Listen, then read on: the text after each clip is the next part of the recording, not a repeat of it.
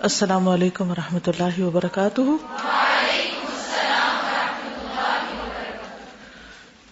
نحمده ونصلي على رسوله الكريم، اما بعد فاعوذ باللہ من الشیطان الرجیم، بسم اللہ الرحمن الرحیم، رب اشرح لي صدری ويسر لي امری واحلل عقدۃ من لسانی یفقهوا قولی۔ قل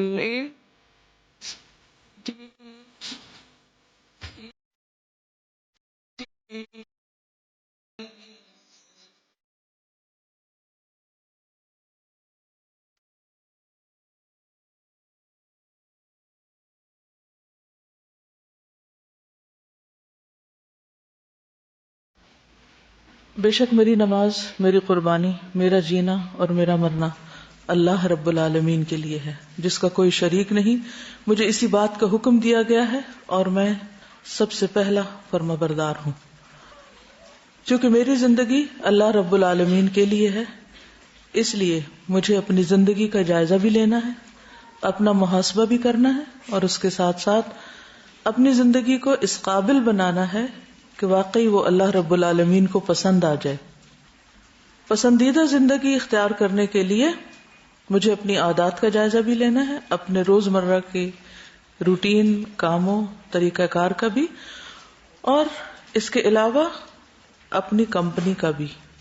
تو آپ کو ہوم ورک دیا گیا تھا کہ آپ غور کریں کہ آپ کے ارد گرد کون سے ایسے 5 لوگ ہیں جو سب سے زیادہ آپ کو انفلوئنس کرتے ہیں، یا جن کے درمیان آپ رہتے ہیں، یا جن کے اخلاق، عادات، کردار آپ پر اثر انداز ہوتے ہیں، یا جن کو آپ پسند کرتے ہیں، یا جو آپ کے دوست کہلاتے ہیں، کیونکہ انسان اپنے دوست کے دین پر ہوتا ہے، اور ان 5 میں سے ایک آپ ہیں، یا انہی کا ایک ایوریج آپ ہے۔ جو وہ ہیں وہی آپ ہیں، انہی کا رنگ کسی نہ کسی درجے کا آپ کے اوپر ضرور ہوگا۔ اس پر کس نے غور و فکر کیا؟ کس نتیجے پہ پہنچے؟ کیا محسوس ہوا؟ کیا نظر آیا؟ یہاں پہ آنے سے پہلے نا میری کوئی فرینڈز اسلامک نہیں تھے، دن ہم یہاں پہ ہوتے ہیں تو یہاں پہ جو گروپ آف فرینڈز ہے میرا، ہمیں کچھ مسئلہ ہوتا ہے وہ ہمیں ایسی سجیشن دیتے ہیں کہ جس سے ایمان کا لیول بڑھتا ہے۔ مطلب کہیں گے دعا کرو، نماز پڑھ کے کرو، تو وہ اس سے مجھے ہوا کہ ہاں فرینڈز جو ہے وہ انفلوئنس کرتے ہیں، تو اس حساب سے وَتَوَاصَوْا بِالْحَقِّ وَتَوَاصَوْا بِالصَّبْرِ۔ اس کے بغیر کوئی کامیاب ہو ہی نہیں سکتا کہ انسان ٹیڑھا ہونے لگے تو وہ سیدھا کر دیں، اور سیدھا چلنے میں مشکل آئے تو وہ اس کو جمانے کے لیے صبر اور اجر کی بات کریں۔ اور کس نے غور و فکر کیا؟ نیکسٹ۔ میں اپنی فرینڈ کے بارے میں سوچی تھی، اب یہاں پر وہ بھی میرے ساتھ ہے، تو ہم لوگ یہ جب آپس میں ڈسکس کرتے ہیں کہ یہ کام اس نے کیسے کیا اور میں نے کیسے کیا، تو اس سے بہت موٹیویشن ملتی ہے۔ بعض اوقات وہ چیز میرے مائنڈ میں نہیں ہوتی، لیکن جب وہ بتاتی ہے تو زیادہ اچھا فیل ہوتا ہے اور بہتر کام ہوتا ہے۔ تو اچھے دوست ہونے چاہیے، کیونکہ عام طور پر لوگوں کا یہ خیال ہے کہ دوست نہیں ہونے چاہیے۔ تو بات دوست نہیں ہونے کی نہیں، اصل بات کیا ہے؟ اچھے دوست ہونے چاہیے، اچھی کمپنی میں، ایسے لوگوں کی کمپنی میں جو آپ کو خیر اور بھلائی کی طرف آگے بڑھاتے رہے۔ اور کس نے غور کیا؟ استاذہ، ایک سینگ ہے کہ تم اپنے دوست کے انتخاب میں بہت محتاط رہو، کیونکہ ہر انسان اپنے دوست کی عادتیں اور اخلاق چرا لیتا ہے۔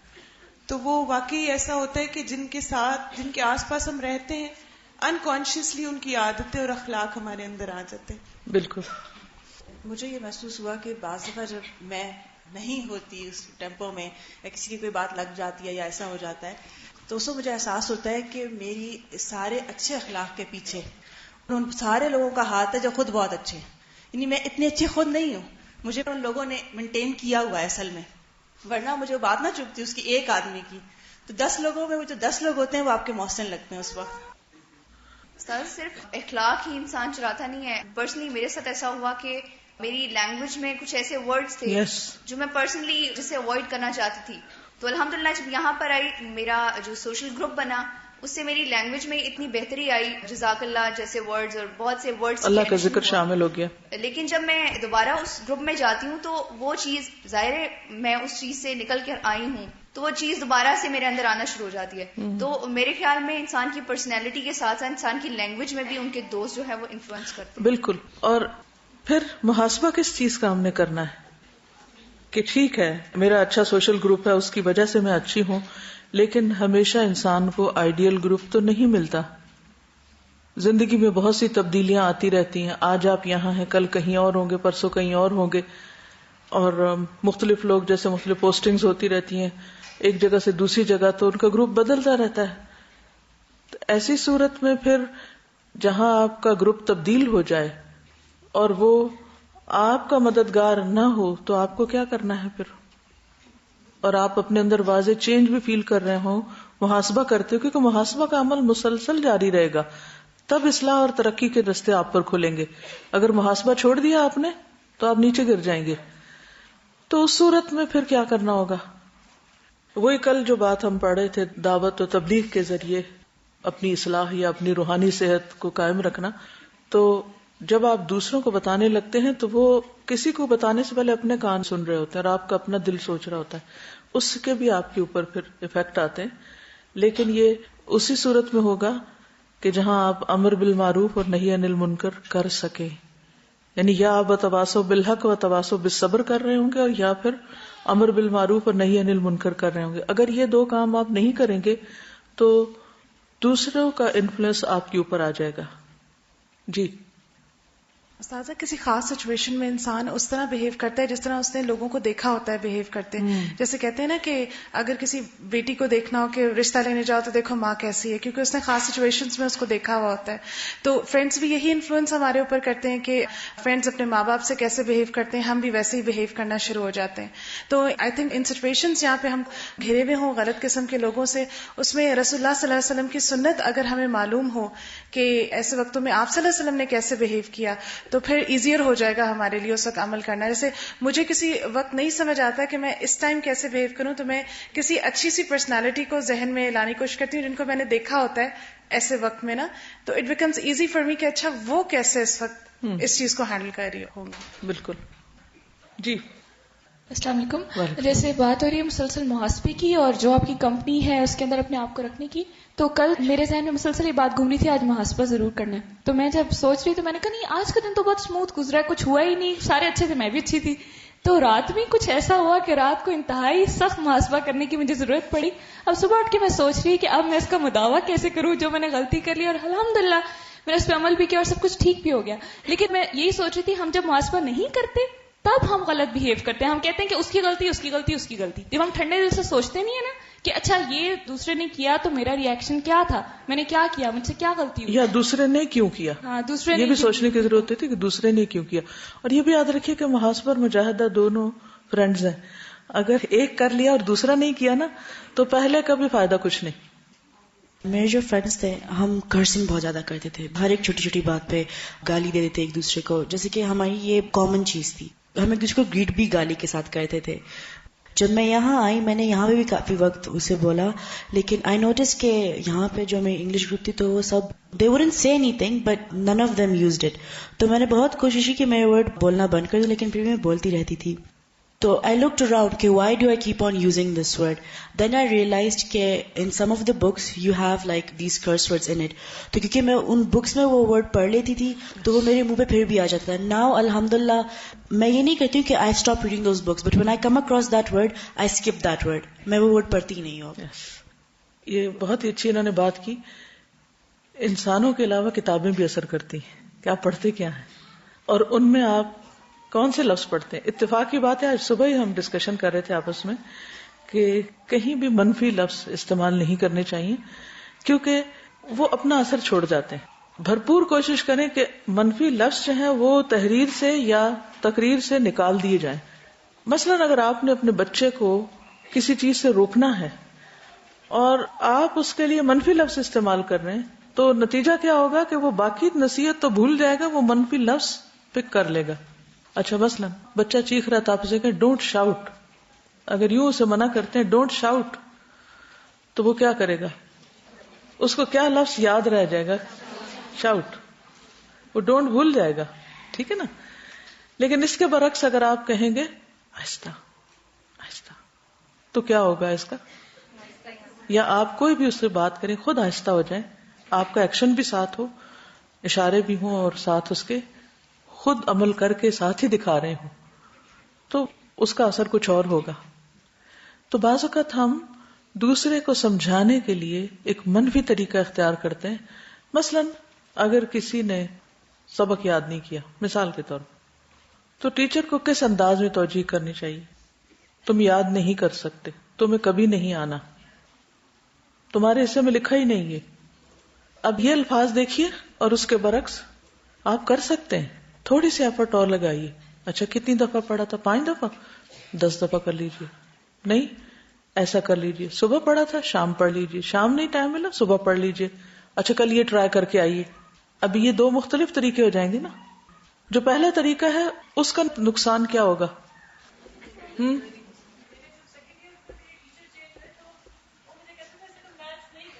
کسی بچے کو علمی طور پہ قتل کرنا ہو نا اگر, تو یہی جملے بولتے ہیں, تم یہ سبجیکٹ پڑھ ہی نہیں سکتے, تم میتھس کر ہی نہیں سکتے, تمہیں نہیں آنے کا. تو ہم سب کو ایک دوسرے کی بھلائی کے لیے منفی جملے, منفی الفاظ میکسیمم ان کو ایلیمینیٹ کرنا ہے. اس کے بجائے آپ کوشچن کر سکتے ہیں کہ تم کیوں نہیں کر سکے, تم کیوں نہیں کر سکتے. اگر اگلے لیول پہ آپ نے جانا, تھوڑا سا فارملی بات کرنی, تو سوال کر لیجئے.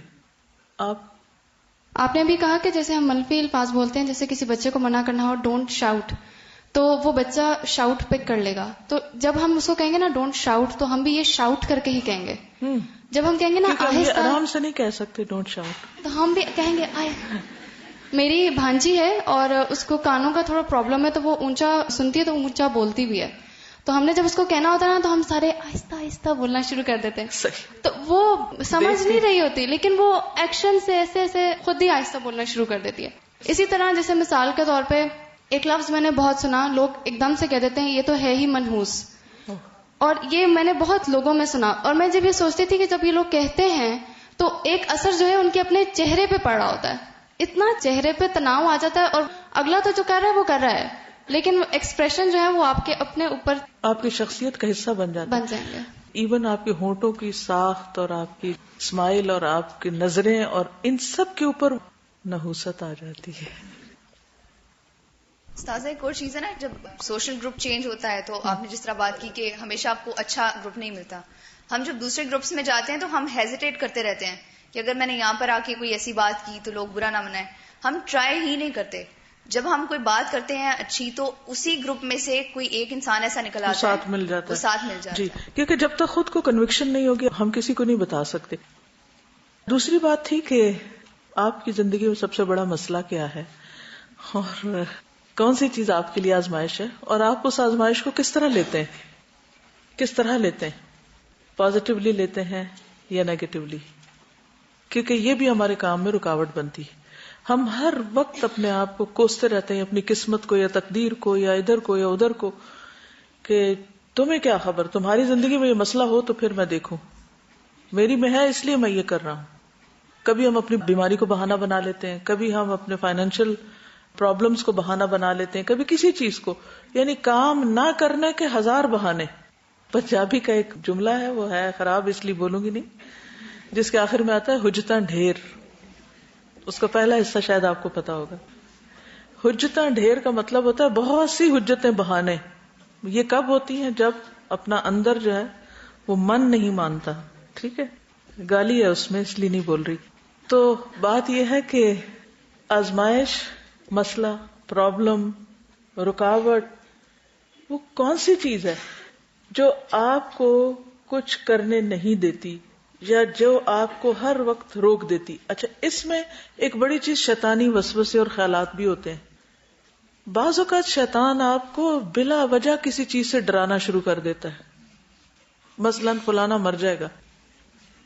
اچھا, اب وہ ماں ہو سکتی, باپ ہو سکتا, کوئی ہو سکتا ہے. اب آپ کو کہاں سے پتا چل گیا کہ وہ مر جائے گا؟ مرنا تو سبھی نے.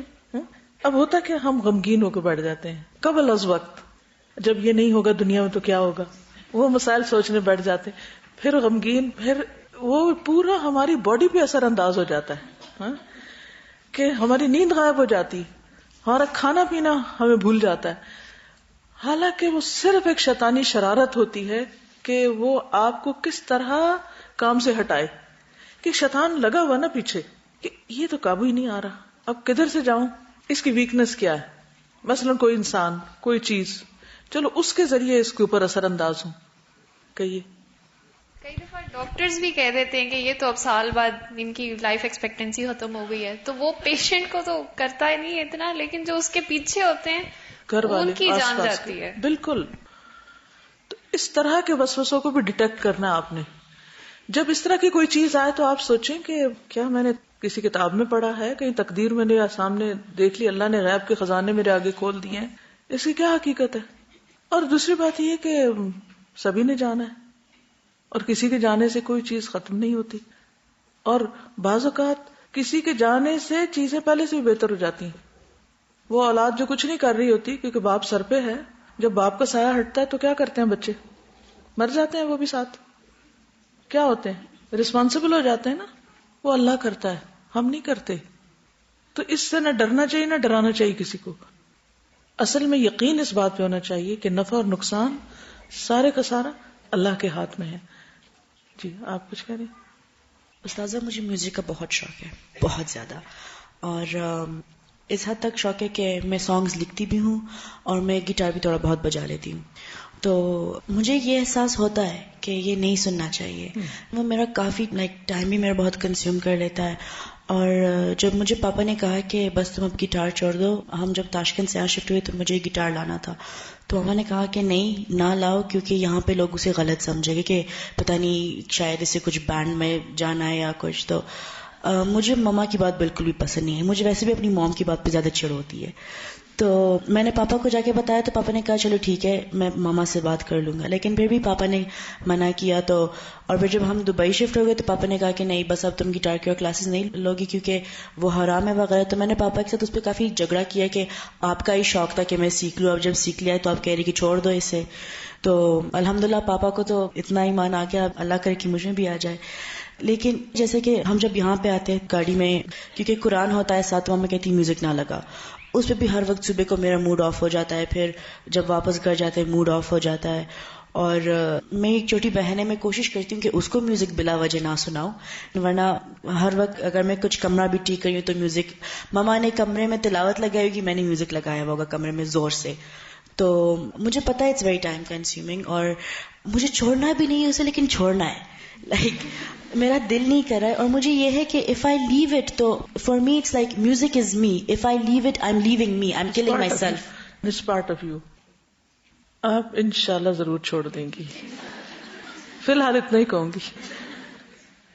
جی دوائے شافی کے شروع کا ایک لیکچر تھا نا آپ کا، تو اس میں آپ نے کہا کہ بہت سارے لوگ جب بھی ہمیں کوئی کام کرنا ہوتا ہے تو ہم اپنے آپ کو انڈر ایسٹیمیٹ کرتے ہیں. تو آپ نے کہا کہ آپ سب یہ کہیں کہ یا اللہ تو سچا ہے اور شیطان تم جھوٹے ہو. تو یہ اتنا زبردست جملہ تھا کیونکہ عموماً مجاہدہ کیا ہے، مثلا محاسبہ تو ہم نے کر لیا نا، اب مجاہدہ کیا ہے کہ ہمیں اللہ پہ توکل اسٹرانگ کرنا ہے اور ساتھ ہی یہ یقین کرنا ہے کہ شیطان جھوٹا، اس کے وسوسے جھوٹے. تو یہ اگر ہم ریپیٹ کریں گے نا بعد میں، استاذہ نیکسٹ ڈے بہت سارے اسٹوڈنٹس نے یہی بات کی کہ صرف اس جملے کو بولنا ان کو ایک موٹیویشن دے رہا تھا کہ واقعی شیطان کے سارے وسوسے، وعدے، باتیں جھوٹی ہیں اور اللہ تعالیٰ کا وعدہ اور اللہ کی باتیں سچی ہیں. بالکل. اللہ کے لیے اگر کوئی چیز چھوڑے نا اپنا کوئی شوق، تو اللہ کسی نہ کسی طریقے سے اس شوق کو پورا کرتا ہے. اور یہ اتنی دفعہ ہوا ہے میرے ساتھ کہ میں روتی ہوں بعض اوقات کہ اللہ تعالیٰ نے کیسے میں نے یہ شوق ایک بہتر اور حلال طریقے سے پورا کیا. فار ایگزامپل میں اپنے ہسبینڈ کو ہمیشہ کہتی تھی کہ مجھے فون کمپنی میں کام کرنے کا بہت شوق. میں کہتی تھی کہ مجھے لگتا ہے کہ میری آواز اچھی ہے اور میں فون کمپنی میں کام کروں گی اور اس سے میں لوگوں کو فائدہ پہنچانا چاہتی ہوں. تو وہ اللہ نے اتنی بہتر طریقے سے استعمال کیا. میں اتنا روئی میں اس دن کہ اللہ کا کتنا شکر ہے. بالکل. استاذہ جب میری شادی نہیں ہوئی تھی تو میری ایک عادت تھی کہ میں ہر کام پہ نا امی پہ ڈیپینڈ کیا کرتی تھی. تو جب میری شادی ہوگی تو بہت سے ایسے کام تھے کہ تب بھی مجھے یہی ہوتا تھا کہ کسی نہ کسی طریقے سے امی مجھے جو ہے نا وہ کام میں ہیلپ آؤٹ کر دیں. تو میں شروع میں بھی یہی بولا کرتی تھی کہ اگر امی نہیں ہوں گی تو میں کیا کروں گی. تو اب بعد میں یہ ہوا ایک ٹائم ہمارے گھر میں کچھ ایونٹ ایسا تھا کہ میری مدر کو جانا پڑ گیا, میری سسٹر کا پیپر تھا, تو اس پورے ٹائم میں کام بھی کرتی رہی کیونکہ کام تو مست کرنا تھا, لیکن ساتھ ساتھ یہ بولتی بھی رہی کہ یہ جو ہے وہ نہیں ہے, تو یہ یوں نہیں ہوتا, یوں ہو رہا ہے اور یوں ہو جاتا, اور اس طریقے سے. تو میں یہی منفی باتیں کرتے رہتے ہیں ساتھ ساتھ, تو پھر وہ یہی میں سوچ رہی تھی کہ کام تو ہو گیا, ہونا بھی تھا اسی طریقے سے مجھے کرنا تھا, لیکن وہ اس چیز کی وجہ سے وہ ٹینشن اور وہ جو چڑچڑا پن اس ٹائم میں کریٹ ہوتا رہا نا, وہ شاید اسی وجہ سے نیگیٹو وہ جملے بولے. میں یہ بات شیئر کرنا چاہتی ہوں کیونکہ ہمارے جو ایج گروپ ہے اس میں بہت سے لوگ ریلیٹ کر سکیں کہ ہم لوگ کئی دفعہ لونلینس بہت زیادہ فیل کرتے ہیں, اور اسپیشلی جن کے پیرنٹس میں سے کوئی ایک ایکسپائر ہو گیا ہو یا دونوں, یا جن کے بہن بھائی زیادہ تر میرڈ ہوں اور ساتھ نہ رہتے ہوں, تو اس میں پھر یہ ہوتا ہے کہ فرینڈس بھی جب آپ پڑھ لیتے ہیں تو آپ فرینڈس میں بھی پک اینڈ چوز کر لیتے ہیں کہ یہ اس کا انفلوئنس برا ہے اور اس کا, تو in the end like you have got lot of time on yourself, آپ پھر اکیلے فیل کرتے ہیں. تو اس کے بھی پھر دیکھیں کہ اب کہنے کو یہ ایک آزمائش ہے اکیلے رہنا, لیکن اس کو آپ پازیٹیولی دیکھنا شروع کرتے ہیں. میں نے ایک مفتی صاحب کی ایک بات سنی, مجھے بہت ہی اچھی لگی. انہوں نے کہا کہ جب میں اکیلا ہوتا ہوں تو میں سوچتا ہوں کہ اللہ نے ہر ایک کو دور کر دیا ہے تاکہ میں اور وہ اکیلے جو ہے وہ کمیونیکیٹ کر سکیں. تو بس دیر آر حضرت ایوب علیہ السلام کی مثال بھی ہمارے سامنے, جب سب چھوڑ گئے تھے ان کو. بالکل. تو اس پہ انشاءاللہ آگے ہم مزید بھی بات کریں گے, کیونکہ یہ ایک بہت بڑا ہرڈل ہے پروڈکٹیوٹی میں, کہ وہ چیزیں جو ہمیں مغلوب کیے ہوئے, جن کی قید میں ہیں ہم, جن کے آگے ہارے ہوئے ہیں ہم, تو ان کو کانکر کرنا ہے ہم نے. تو جب کسی چیز کو کانکر کرنا ہوتا ہے تو کیا کیا چاہیے ہوتا ہے؟ اب اس پہ سوچئے, ٹھیک ہے نا. جنگ میں جیتنے کے لیے کیا کیا چاہیے ہوتا ہے, لکھیے گا اس پہ, پھر نیکسٹ ٹائم بات کیجئے. کیا آپ نے یہ پریکٹس کی کہ جس سے چڑ تھی اس کے سامنے مسکرائے؟ کہ بھول گئے تھے, لکھا کریں نا. آپ لوگ لکھتے نہیں, پھر بھول جاتے ہیں. میں آپ سے کیوں پوچھ پاتی ہوں؟ کیونکہ میرے سامنے لکھا ہوا ہے. اگر یہ لکھا نہ ہو تو مجھے بھی یاد نہ ہو کہ میں نے کل کیا کہا تھا. لکھ لیجئے, اپنے ٹاسک میں لکھ لیجئے, کرنے کے کام الگ سے ساتھ ساتھ لکھتے جائیے. گھر جا کے پھر ایک دفعہ دیکھیے. اگر 24 گھنٹوں کے اندر وہ کر لیں گے نا کام, تو انشاءاللہ وہ آپ کا دروازہ کھل جائے گا داخل ہونے کا اس رستے میں. کیونکہ کوئی بھی علم عمل سے پختہ ہوتا ہے, عمل نہ ہو تو علم بھی ضائع ہو جاتا ہے. پھر یہ بھی جائزہ لینا تھا کہ وہ کون سا کام ہے جسے کر کے آپ بالکل ہلکے پھلکے ہو جاتے ہیں. کسی نے جائزہ لیا؟ کوئی بتائے گا, شیئر کرے گا؟ جی. کسی کو کچھ دے کر, کھانا کھلا کر, اوکے, بہت ہلکے ہو جاتے ہیں. بالکل. ہاں ٹھیک ہے, ان کو دعا کرنے سے فائدہ ہوتا ہے. اور کون سا کام کر کے آپ ہلکا پھلکا ہو جاتے ہیں؟ بالکل, صلح کروا کے, یس, فیسیلیٹیٹ کر کے, بہت اچھے, گروپ لے کر, گڈ. اور امی کی بات مان کے, کسی کی مشکل دور کر کے, مصیبت زدہ کی مدد کر کے, شکر ادا کر کے, اور کسی سے معافی مانگ کے, گڈ. قرآن کی تلاوت سے, آپ جس کام میں, یس, جس کام کو کر کے پسینہ نکلا ہے نا, تو پھر آپ کو ٹھنڈک فیل ہونے لگتی ہے. مشکل کام کر کے جو آپ کے سر پہ سوار ہوں پہاڑ کی طرح, کہ ان کو کرنا اور کرنا پائیں, جس دن وہ ہو جائیں پھر انجوائے کرتے ہیں. نماز وقت پر پڑھ کے, رشتہ داروں کی خیریت پوچھ کے, کسی کو کچھ سکھا کر, گڈ. تو جہاں ایک طرف آپ کے مسائل ہیں نا, وہاں دوسری طرف ان کاموں کی لسٹ بنا دیجئے جن کو کر کے آپ کو حقیقی معنوں میں خوشی ہوتی. جب آپ پریشان ہو نا یا مسائل آپ پر آنے لگے, تو پھر آپ سوچا کریں کہ میں ان کے علاج کے لیے کروں کیا, کون سا کام کروں کہ یہ ہٹ جائے بوجھ مجھ سے, تاکہ میرا وقت نہ ضائع ہو. کچھ بوجھ ایسے ہوتے ہیں جو آپ کو ہلنے نہیں دیتے, آگے چلنے نہیں دیتے, آپ کسی کام کے نہیں رہتے. تو کام تو نہیں روکنا نا, وہ تو کرنا ہی کرنا ہے. تو ہر رکاوٹ کو ہم نے دور کرنا ہے اللہ کی طرف جانے کی, یہی جہاد ہے. تنہائی میں اللہ سے باتیں کر کے. یہ اوروں کی بھی ٹپس لکھ لیجئے, اور ان میں سے آپ بھی ٹرائی کر کے دیکھیے اگر پہلے نہ کیا ہو تو. بالکل, یعنی جس نے آپ پر صریحاً زیادتی کی ہو اور آپ حق پر ہوں, اور پھر آپ اس کو معاف کر دیں یا معافی مانگ لیں, ٹھیک ہے. اب اس کے اپوزٹ بھی کر لیجئے کہ کون سا کام کر کے بوجھل بہت ہو جاتے ہیں آپ, تاکہ ان چیزوں کو چھوڑ بھی دیں. ہاں, غصہ کر کے. اسی طرح ہر ایک اپنا ویک پوائنٹ لکھ لے. یہ ساری چیزیں اگر آپ ڈائری میں لکھتے جائیں نا, تو انشاءاللہ اینڈ آف دا ڈے آپ کے سامنے پورا لایا عمل آ جائے گا. پلس یہ کہ جب آپ بھولنے لگیں گے دوبارہ اپنی ڈائری پڑھ لیں. جو چیز آپ کے ضمیر پہ بوجھ ڈالے, آپ کو پریشان کرے, پھر کوشش کریں کہ اس کے پاس نہ پھٹکیں, اور اگر پھسلن ہو جائے تو پھر واپس پلٹ کے اپنی صفائی کر لیں اس کام سے جس سے آپ کا دل ہلکا ہو جاتا ہے. ٹھیک ہے. اچھا, جب کسی کو اپنی پریشانی سنانے کو دل چاہے, خاص طور پر اس وقت جب ہمارا دل بھرا ہوا ہو اور ہمارا دل چاہے کہ ہم کسی کو اپنے غم کی داستان سنائیں یا کسی کی جا کے شکایت لگائیں یا کسی کا گلہ کریں کہ فلاں نے میرے ساتھ آج یہ زیادتی کی ہے, تو اس وقت اس کی بجائے دوسرے کو کوئی اچھی بات بتا دیں. اس وقت جنرلی نہیں, ویسے تو ہم ہر وقت کچھ نہ کچھ کرتے ہی رہتے ہیں. سوچئے کل میرے دل پہ نا ایک بات بہت بوجھ بن گئی تھی, تو میں سو بھی گئی, لیکن پھر بھی جب میں جاگی تو میں ہلکی پھلکی نہیں تھی. تو میرے ابو مجھ سے پوچھتے ہوتے ہیں میرا موڈ دیکھ کے, تو مجھے کہتے ہیں کہ تم کیوں پریشان ہو. میں نے کہا نہیں پریشان نہیں ہوں, آئے میں آپ کو سورہ نور آج کل ہم لوگ پڑھ رہے ہیں, میں نے کہا آئے میں سورہ نور کے آپ کو ایک کام بتاتی ہوں, میں اس پہ سوچ رہی تھی. تو وہ بھی خوش ہو گئے اور میرا بھی دل ہلکا ہو گیا. اور اگر آپ بتاتی ہیں ان کو کہ یہ چیز مجھے بادر کر رہی ہے تو آپ تو ہلکی ہو جاتی ہیں, لیکن فادر کا حال اس کے بعد کیا ہوتا, آپ کو پتا ہے ان کو کتنی تکلیف پہنچتی. ہم ماں باپ کو اپنی خوشیوں میں تو کم شریک کرتے, لیکن ذرا سا کوئی تکلیف پریشانی ہوتی نا تو ہم ان کو, کیونکہ وہ سنتے ہیں نا, تو پھر ان کو سناتے ہیں. اچھا ہم تو سنا کے فارغ ہلکے ہو گئے, اور وہ دنوں سوچتے رہتے ہیں کہ ہائے میرا بچہ اس تکلیف میں. اور یہ بات ہے کہ آج کل اللہ کی طرف سے یہ بہت معجزہ ہے میرے لیے کہ ایک تو یہ کلاسز ہو رہی ہیں, ساتھ سورہ نور ہے, تو دل ایسے اللہ تعالیٰ دھو رہا ہے کہ سکون آ جاتا ہے. رات کو بستر پہ لیٹتے ہیں تو ہر چیز بالکل ریلیکس ہوتی ہے. بالکل.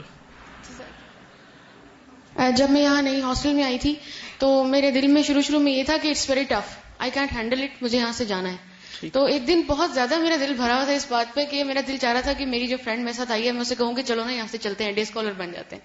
اب میں نے کیا کیا کہ میں نے اسے سمجھایا, بجائے اس کو میں نے یہ کہنے کے نا, میں نے اس کو کہا کہ یہاں پہ اگر ہم لوگ رہیں گے نا تو اللہ تعالیٰ کے لیے ہم جتنا مشکل ٹائم گزاریں گے نا تو اس سے ہمیں ڈبل اجر ملے گا, ہماری دنیا بھی سنورے گی, آخرت بھی سنورے گی. تو اس سے مجھے خود بہت موٹیویشن ملی. الحمدللہ. ٹھیک ہے, اصل میں یہ سب اپنے آپ کو خوش رکھنے, کام کرتے رہنے کے راز ہیں جو اگر آپ اختیار کر لیں تو اسی زندگی میں بہت کچھ کر سکتے ہیں. انرجی کو منفی چیزوں میں ضائع کرنے کی بجائے اس کو چینلائز کر کے مثبت چیزوں میں لے جائیں. کامیاب اور ناکام لوگوں کی زندگی میں بس اسی چیز کا فرق ہوتا ہے.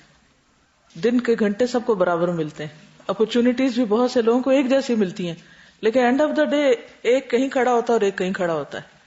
آپ سے اسائنمنٹ کی بات کی تھی, اس کا آلٹرنیٹ لفظ مجھے کوئی اچھا سا نہیں ملا, اگر ملا تو انشاءاللہ کیونکہ وہ ریکوائرمنٹ ہے آپ کے کورس کی, تو اس لیے لفظ یہی بولوں گی تاکہ آپ اس کو سنجیدگی سے لیں. اس میں آپ کو کرنا کیا ہے, وہی جو آپ ابھی تک کر چکے ہیں کہ مختلف ویکلی ٹاسک, مثلا آپ نے کوئی عادت اختیار کرنی اور ایک ہفتے تک اس کو کرتے رہنا تاکہ وہ آپ کا حصہ بن جائے, تو اس کے فوائد اور نقصانات, یعنی جو عادت آپ نے اختیار کرنی ہے. ابھی ہم نے دیکھا کہ میری یہ بری عادت ہے, یہ میں اس چیز سے پریشان ہوں, تو اس میں اس کو اختیار کرنے کے فائدے اور چھوڑنے کے جو نقصانات ہیں پہلے آپ اس کو خود فل کر لیں گے. پھر اس کے بعد اپنے ایک دن کا محاسبہ کریں گے کہ آج کا دن اس کام کو میں نے کیا یا نہیں کیا. پھر کام کیا تو اس کے لیے رائٹ چیک کر دیں گے. پھر رکاوٹیں کیا آئیں, ٹائم ویسٹرز کیا ہوئے, رکاوٹوں سے چھٹکارے کے لیے آپ نے کیا کیا. اور پھر کرنے کے کاموں میں اگر آپ اپنی عادات میں اللہ سے تعلق, اپنی ذاتی نشو و نما اور تعلقات اور معاملات پر بھی کچھ چیزیں لکھ لیں تو اس کا آپ کو فائدہ ہوگا. سنڈے کے دن آپ اس فارم کو فل کریں گے کہ ایک دن آپ نے کیسا گزارا, اور پھر آپ اس کو ریٹرن کریں گے. ٹھیک ہے, تو انشاءاللہ اس کو بورڈ پہ بھی لگا دیں گے اور شاید آپ کو مل بھی جائے تاکہ آپ کام کر سکیں. چلیے آگے چلتے ہیں.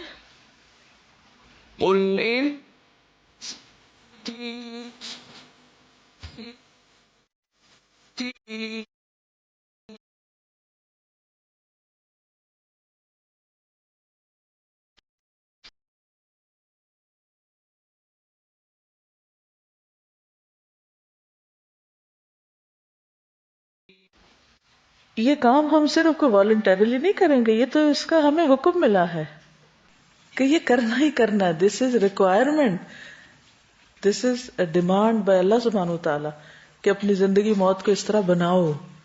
وَبِذَلِكَ أُمِرْتُ وَأَنَا أَوَّلُ الْمُسْلِمِينَ. ٹھیک ہے نا, تو جس چیز کا حکم مل جائے اس سے انکار تو نہیں کر سکتے نا. پھر آج ہم دیکھیں گے صلہ رحمی رسول اللہ صلی اللہ علیہ وسلم نے فرمایا، جس شخص کو پسند ہو کہ اس کے رزق میں وسعت ہو یا اس کی عمر دراز ہو تو صلہ رحمی کرے. یہ دو چیزیں سب کو پسند ہیں. کون سی؟ رزق میں وسعت، برکت، اور عمر زیادہ ہونا تاکہ زیادہ کام کر سکے اچھے. تو ان دو چیزوں کو کرنے کے لیے ہمیں کرنا کیا ہے، کی کیا ہے جس سے کھلے گے یہ دو دروازے؟ صلہ رحمی. وہ کیسے کرنی؟ اس کی پلاننگ کرنی ہوگی. ٹھیک ہے، کوئی بھی عادت اختیار کرنی ہے، کوئی بھی ایکشن زندگی میں لانا تو پلان کرنا ہے کہ میں نے پھر کرنا کیسے ہے اس کو. کیونکہ اگر یہ نہیں ہم سوچیں گے تو کر ہی نہیں پائیں گے. پڑھیں گے، خوش ہوں گے، لکھیں گے، بات ختم. تمنا کریں گے، آرزو کریں گے، اور اگر عمل نہیں کیا تو فائدہ کچھ بھی نہیں. سب سے پہلے تو یہ لکھیے کہ کس کس سے صلہ رحمی کرنی ہے. پہلے تو ان کا پتا ہو. ہمیں تو رشتہ داروں کے نام بھی نہیں آتے، تو پھر صلہ رحمی کہاں سے ہوگی؟ عرب اس معاملے میں بہت اچھے تھے، اسی لیے ان کو نسب نامے تک یاد تھے، کیونکہ انہوں نے اپنے باپ کے چچا کی اولاد کا بھی خیال رکھنا تھا، ان کا بھی خیال رکھتے تھے.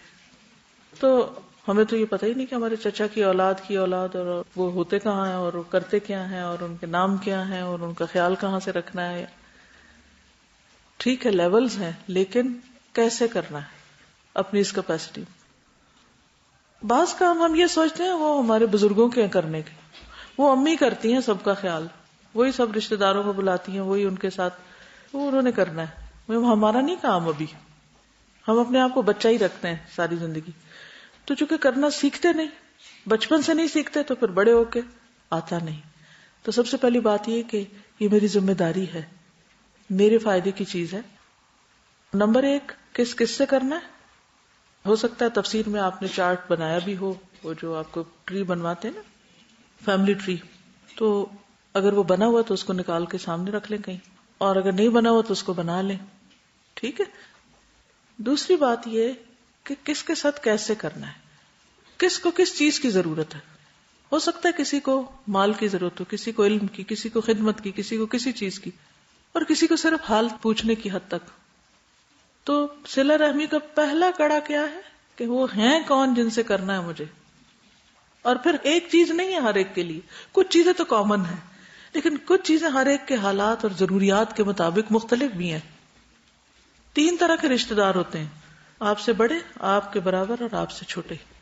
یہ بڑا اور چھوٹا ہونا جو ہے یہ بھی مال، علم، عمر تینوں اعتبار سے ہوتا ہے. ٹھیک ہے. بعض لوگ مال میں آپ سے زیادہ، بعض آپ جیسے، اور بعض آپ سے کم. اسی طرح عمر میں کچھ بڑے، کچھ آپ جتنے اور کچھ چھوٹے. اسی طرح علم میں کچھ آپ سے زیادہ، کچھ آپ جیسے، کچھ آپ سے کم. تو کہاں کس چیز کی ضرورت ہے. اور پھر یہ کہ اس کا بھی جائزہ لینا ہے کہ کہیں ایسا تو نہیں کہ میں نے ساری اپنی انرجی ایک ہی جگہ لگائی ہوئی ہے. مثلاً کچھ لوگوں کے نزدیک ان کے بچے ہی سب کچھ ہیں، کچھ کے نزدیک ان کے ماں باپ ہی سب کچھ ہیں، وہ بچوں کو اگنور کیے ہوتے ہیں. کچھ لوگ بہن بھائیوں سے بنا کے رکھتے ہیں تو کچھ لوگ بہن بھائیوں سے بالکل ہی بے نیاز. پھر کچھ خاندانوں میں ناراضگیاں ہوتی ہیں تو صلح کرانے کا کہاں معاملہ ہے. ٹھیک. پھر اپنے رشتہ دار بھی، اور اگر شادی ہو چکی ہے تو سسرالی رشتہ دار بھی، ان کو بھی پتا ہونا چاہیے، کیونکہ شوہر اور بیوی مل کے بہت سے کام کرتے ہیں. اب یہاں آپ یہ نہ شروع کرتے ہیں کہ آپ تو اپنے خاندان کا خوب خیال رکھیں اور میاں کے خاندان کو یکسر اگنور کر دیں. اس کا نقصان کیا ہوگا؟ آپ اپنے خاندان کا بھی خیال نہیں رکھ سکیں گے. آپ یہ بھی کر سکتے ہیں، ایک دوسرے سے ڈیل کر لیں. انہیں کہیں آپ میرے خاندان کا کریں، میں آپ کا کرتی ہوں. تو اس طرح مختلف طریقے سوچیں کیا کرنا ہے، کیسے کرنا ہے. کیوں کی تو بات آئی گئی. ٹھیک ہے. اور پھر کتنا. عموماً کیا ہوتا ہے، جن کے پاس مال ہوتا ہے، جب ہم ان رشتہ داروں سے ملتے ہیں تو ان کو تو گفٹ بھی بڑے قیمتی دیتے ہیں، پھر پہلے ہی ہے ان کے پاس بہت. لیکن جو ضرورت مند ہوتے ہیں ان کو اگر ہم کچھ دیتے بھی ہیں تو ایسی معمولی سی چیز، یہ تو غریب ہے، انہیں کیا کرنا ہے، ان کو کیا پتا قیمتی چیز کیا ہوتی ہے. حالانکہ وہ رشتے میں آپ کے زیادہ قریب ہوتے ہیں بنسبت دور والے کے. تو اس طرح کی تمام چیزوں کا آپ خود جائزہ لیں اور اپنا محاسبہ کریں. پھر کیا کرنا ہے؟ ہم نے 2 کام. پہلے تو محاسبہ کرنا ہے اور پھر مجاہدہ شروع ہوگا، کیونکہ مجاہدے کے بغیر صلہ رحمی نہیں ہو سکتی. نفس پر بھی مجاہدہ کرنا ہوگا اور پریکٹیکلی بھی کچھ کرنا ہوگا، مال کے اعتبار سے بھی اور ویسے بھی. مثلا اگر آپ نے ایک فون کال کسی کو کرنی ہے، یا آپ نے ملاقات کے لیے جانا ہے، یا ان کو بلانا ہے، یا ان کی کسی خاص ضرورت میں ان کے پاس پہنچنا ہے. تو یہ ساری چیزیں ایک پلاننگ کا تقاضا کرتی ہیں, اور اس کے ساتھ آپ کے اپنے فرائض بھی ہیں, آپ کا اپنا گھر بھی ہے, بچے بھی ہیں, دین کا کام بھی ہے. تو پھر یہ کون سا کھانا کہاں فٹ ہوگا؟ اس کے لیے کیا پلانر بن سکتا ہے؟ کچھ ایسے ہیں جن کو آپ کو سال میں ایک دفعہ یاد کر لینا بھی کافی ہوتا ہے. کچھ ایسے ہیں کہ جو آپ کے نیکسٹ ڈور نیبرز ہیں, ٹھیک ہے نا. تو کون سے رشتہ دار کا حق زیادہ ہے؟ جو زیادہ قریب ہو, جو پڑوسی بھی ہو, اس کا دگنا حق ہوتا ہے. اور جو دوسرے ملک میں رہتا ہو, آپ جا ہی نہیں سکتے, تب آپ اپنے پلانر میں لکھ رہے ہیں ان کو وزٹ کرنا, تو از اٹ پاسبل؟ نہیں, یہ نہیں آپ کر سکیں گے. تو اس میں گلٹی کانشیس ہونے کی ضرورت ہی نہیں. وہاں پر آپ کو کیا کرنا ہے؟ کال. پاکستان میں رہنے والے عام طور پر کال نہیں کرتے. وہ کیا چاہتے ہیں؟ وہی کال کریں ہمیں. کیوں؟ کیونکہ ان کے پاس پیسے زیادہ ہیں. چاہے اللہ نے ہمیں ان سے زیادہ دے رکھا ہو, لیکن پھر بھی ہم ایکسپیکٹ کرتے ہیں وہ کریں. انہیں کو کرنا چاہیے. یا یہ بہانہ کر لیتے وہ بڑے ہیں, انہیں پہل کرنی چاہیے. تو یہ نہیں ہونا چاہیے. ہمیں اپنا فرض پورا کرنا ہے. اس سے کوئی فرق نہیں پڑتا کہ اس کے پاس پیسے زیادہ ہیں یا کم ہیں. یہ بھی نہیں کہ آپ ہر روز کال کریں یا کہ گھنٹہ گھنٹہ آپ کال کرتے رہیں, لیکن خیر خبر رکھنا, کنیکٹڈ رہنا یہ ضروری ہے. یعنی کنیکشن ضروری ہے. طریقہ کوئی بھی ہو سکتا, ٹھیک ہے نا. رسول اللہ صلی اللہ علیہ وسلم نے فرمایا, جس شخص کو یہ بات پسند ہو کہ اس کی عمر میں برکت اور رزق میں اضافہ ہو جائے, اسے چاہیے کہ اپنے والدین کے ساتھ نیکی کرے اور صلہ رحمی کیا کرے. یہاں خاص طور پر والدین کا ذکر ہے. اگر والدین نہ ہو تو اس خانے کو کیسے فل کریں گے؟ والدین کے بہن بھائیوں سے. اگر وہ بھی نہ ہو تو ان کے دوستوں سے, یا پھر ان کے ساتھ دعا اور دیگر طریقوں سے. ابن عمر سے روایت ہے, جو اپنے رب کا تقوی اختیار کرے اور صلہ رحمی کرے, اس کی موت میں تاخیر کر دی جاتی ہے اور اس کے مال میں اضافہ کر دیا جاتا ہے, اور اس کے گھر والے اس سے محبت کرنے لگتے ہیں. رسول اللہ صلی اللہ علیہ وسلم نے فرمایا, جس نیکی کا بہت جلد اجر مل جاتا ہے, جلدی فائدہ حاصل ہو جاتا ہے, وہ صلہ رحمی ہے. یہاں تک کہ کچھ گھرانوں کے لوگ فاجر اور فاسق ہوتے ہیں, کوئی نماز روزہ نہیں, کچھ نہیں, جب وہ صلہ رحمی کرتے ہیں تو ان کے مال بڑھ جاتے ہیں اور افراد کی کثرت ہو جاتی, یعنی انہیں دنیا کے مانیٹری گینز مل جاتے ہیں اس صلہ رحمی کی وجہ سے. وہ فلرش کرتے ہیں, چاہے وہ دین پر نہ بھی ہو, دینی ریچولز نہ بھی ادا کر رہے ہو, لیکن یہ ایک ایسی نیکی ہے کہ جس سے انسان کے بہت سے مسائل حل ہوتے ہیں. نیکسٹ ہے نیکیاں کرنا اور گناہوں سے بچنا. یہ ایک جنرل سی بات ہے ہر فیلڈ میں. پھر وہی 3 خاص کام جس میں سیلف گرومنگ, اللہ سے تعلق اور بندوں سے تعلق. رسول اللہ صلی اللہ علیہ وسلم نے فرمایا, جب بھی کسی رگ یا آنکھ کو نقصان پہنچتا ہے, رگ کیا ہوتی ہے؟ آرٹریز یا وینز رگ ہوتی ہیں, ٹھیک ہے. جب بھی کسی رگ آرٹریز بلاک ہوتی ہیں یا آنکھ کو نقصان پہنچتا ہے تو وہ کسی نہ کسی گناہ کی وجہ سے ہوتا ہے. لیکن جو تکالیف اللہ ویسے ہی ٹالتا رہتا ہے وہ اس سے کہیں زیادہ ہوتی ہیں. یعنی سارے گناہوں کا بدلہ دنیا میں نہیں ملتا, لیکن جب کوئی جسمانی تکلیف آئے تو انسان کیا کرے؟ استغفار کرے. اس میں ایک ضعیف حدیث بھی ہے کہ بیماریوں کا علاج استغفار ہے, لیکن اگر اس کو ضعیف کہیں بھی تو بھی یہ بات آپ دیکھیے کہ استغفار جو ہے وہ بہت سی کمیوں کوتاہیوں کا ازالہ کرتا ہے. رزق میں رکاوٹ, صحت میں رکاوٹ اور بہت سی چیزوں میں رکاوٹ کس کی وجہ سے ہوتی؟ گناہوں کی وجہ سے. گناہ کیا ہے؟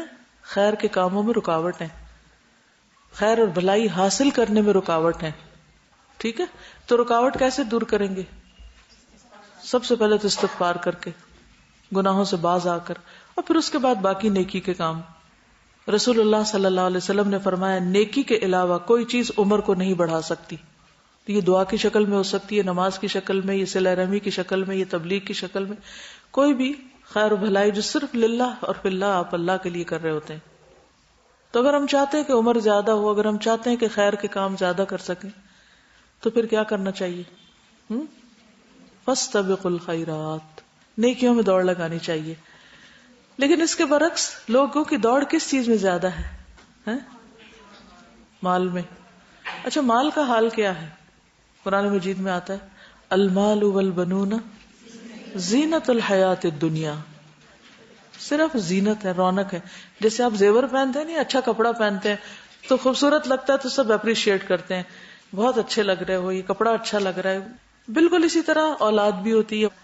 تو اولاد کا کیا ہوتا ہے؟ اس کا بچہ بڑا قابل ہے، اس کا بچہ بہت لائق نکلا ہے، اس نے فلاں فلاں ڈگریاں لی، فلاں فلاں کارنامے کیے ہیں، مثلا لوگ خوش ہوتے ہیں اس سے. لیکن ان سے کتنا ہمیں فیض پہنچتا ہے؟ اکثر ماں باپ سے پوچھیں انہیں بچوں سے کیا فیض پہنچ رہا ہے، بچوں سے کیا حاصل ہو رہا ہے. تو ایک زینت اور ایک رونق اور ایک نام اور ایک دنیا کی جسے متاع کہہ سکتے ہیں، ایک وقتی فائدہ، وہ تو ہے. لیکن باقی رہنے والی چیز کیا؟ والباقیات الصالحات، نیکیاں ہی ہیں. خیر عند ربک ثوابا، ثواب بھی زیادہ، وخیر عملا، جس سے کوئی امید رکھی جا سکتی. اولاد سے کتنی امید رکھ سکتے ہیں آپ؟ اور کس کی امیدوں پہ اولاد پوری اتری؟ مال سے کیا امید رکھ سکتے اور کتنے لوگوں کی امیدیں مال سے پوری ہوئی؟ تو جن چیزوں کے پیچھے عام طور پر انسان دوڑتا ہے یا زیادہ محنت ان پہ کرتا ہے یا زیادہ ان کے بارے میں فکر مند ہوتا ہے یا زیادہ اس چیز کو پانے کی طلب رکھتا ہے، یا تمنا یا چاہت یا اس کو اپنی زندگی کا ہم و غم بنا لیتا ہے، وہ اصل میں ہے کہ زینت الحیات الدنیا. سورۃ الحدید میں آپ دیکھیں اللہ تعالیٰ فرماتے ہیں اعلموا انما الحیات الدنیا لعب ولہو وزینت وتفاخر. اعلموا، علم حاصل کر لو، جان لو، اچھی طرح معلوم کر لو کیا کہ دنیا کی زندگی کیا ہے؟ لعب ولہو وزینت وتفاخر بینکم، آپس میں ایک دوسرے کا مقابلہ، وتکاثر فی الاموال والاولاد، ان دو چیزوں میں مقابلے لگے رہتے ہیں. کمثل غیث اعجب الکفار نباتہ، بارش کی طرح جب وہ برستی ہے تو کیا ہوتا ہے؟ پیداوار ہری بھری ہو جاتی، تو اس سے کسان بڑے خوش ہو جاتے ہیں. لیکن کچھ عرصے کے بعد پھر کیا ہوتا ہے؟ ثم یہیج، سوکھ جاتی ہے کھیتی، فتراہ مصفرا، زرد نظر آتی، ثم یکون حطاما، پھر چورا چورا ہو جاتی. وفی الآخرۃ عذاب شدید ومغفرۃ من اللہ ورضوان، دونوں چیزیں ہیں، عذاب شدید بھی ہے اور اللہ کی مغفرت اور رضامندی بھی ہے. وما الحیات الدنیا الا متاع الغرور، تو کرنے کا کام کیا؟ سابقوا الی مغفرۃ من ربکم وجنۃ عرضها كعرض السماء والارض اعدت للذین آمنوا باللہ ورسلہ ذلک فضل اللہ یؤتیہ من یشاء واللہ ذو الفضل العظیم. دوڑ کدھر لگانی؟ الی مغفرۃ من ربکم، استغفار کی کثرت، رائٹ، وجنۃ، اور جنت کی طرف، عرضها كعرض السماء، دنیا کا کچھ بھی دے کے اگر وہ ملے تو اصل سودا تو یہ ہے، اصل زندگی تو یہ ہے جو آسمان و زمین جتنی جس کی وسعت ہے. کس کے لیے ہے یہ؟ الذین آمنوا باللہ ورسلہ، جس کو یہ مل جائے اس کے تو کیا ہی کہنے. ذالک فضل اللہ یؤتیہ من یشاء واللہ ذو الفضل العظیم. اللہ کے پاس بہت بڑا فضل ہے، لیکن ہم مانگنے والے بنے، ہم آگے بڑھنے والے ہوں، ہم اس کی طرف دوڑ لگانے والے ہوں.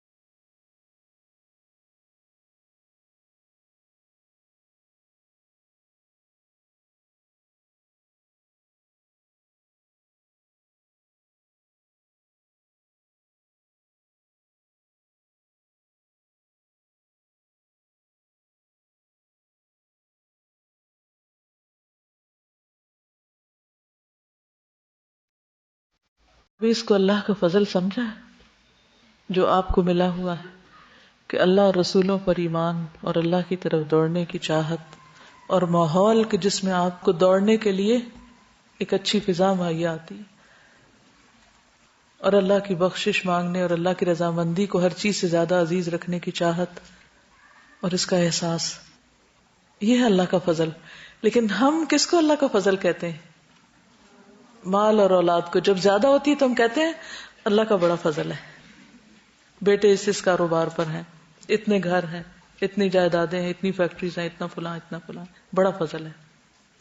ہم میں سے کون ہے جو اس کو فضل کہتا ہو جسے اللہ رب العالمین فضل کہہ رہے ہیں کہ یہ ہے اصل الفضل العظیم. تو جو نعمت کی قدر ہی نہیں کرتا، شکر گزاری نہیں اس کے اندر، تو پھر وہ اس سے فائدہ کیسے اٹھائے گا یا اس کی طرف جائے گا کیسے؟ تو ہمیں اپنی پرائرٹیز کو چینج کرنے کی ضرورت ہے. کس کے لیے زیادہ محنت اور کون سی چیز ہے جو ہاتھ سے چھوڑی نہیں جا سکتی، اس کے لیے ہمیں مسلسل محنت کرنی ہوگی، مسلسل کوشش کرنی ہوگی. سابقو دوڑ کیسے لگتی ہے؟ کبھی لگائی کسی نے دوڑ لگاتے ہوئے سانس پھولتا ہے نا، جسم میں درد ہوتی ہے نا، پٹھے کھچتے ہیں نا، ایک تکلیف کی کیفیت ہوتی ہے نا، پسینہ آتا ہے نا، اور دوڑتے پہ باقی سب چیزیں تیز تیز گزر جاتی ہیں نا، ان پہ آپ جم کے کھڑے نہیں ہو جاتے دیکھنے اچھا یہ کیا وہ کیا، دوڑتے چلے جاتے ہیں کیونکہ یہ امپورٹنٹ نہیں ہے، امپورٹنٹ کچھ اور ہے جس کی طرف دوڑ رہا ہوں. تو زندگی مسلسل مجاہدہ، مشقت، محنت، تب سابقو ہو سکے گا، ورنہ سابقو نہیں ہو سکتا. تو جب بھی دوڑ رہے ہو، سانس پھول رہا ہو اور گھبرا اٹھے کہ بہت سے کام ہیں، تو سوچا کریں کون سے کام، کس کے لیے دوڑ رہے ہو، کس چیز میں تھک رہی ہو، کس چیز کی طرف جا رہی ہو، کیا چھٹ رہا ہے اور کیا مل رہا ہے. کیونکہ ہمیں غم لگا رہتا ہے کچھ چیزیں چھٹنے کا، اور کچھ چیزیں ہمارے سامنے ہوتی ہیں کہ جن کو ہم پا سکیں. تو کیا ہے جو جا رہا ہے اور کیا ہے جو مل رہا ہے. تو اس کے لیے آپ نے سچا ارادہ کرنا ہے، نیت آپ نے کرنی ہے اور اپنے ساتھ سچا ہونا کہ یہ تو کرنا ہی کرنا ہے، اس خیر کو پا کے چھوڑنا. تو اس کے لیے کیا ضروری ہے؟ کون دوڑ سکتا ہے؟ بیمار یا صحت مند، ہے نا. انشاءاللہ اس پر مزید بات ہوگی. سبحانک اللہم و بحمدک، اشہد ان لا الہ الا انت، استغفرک و اتوب الیک. السلام علیکم و رحمۃ اللہ وبرکاتہ.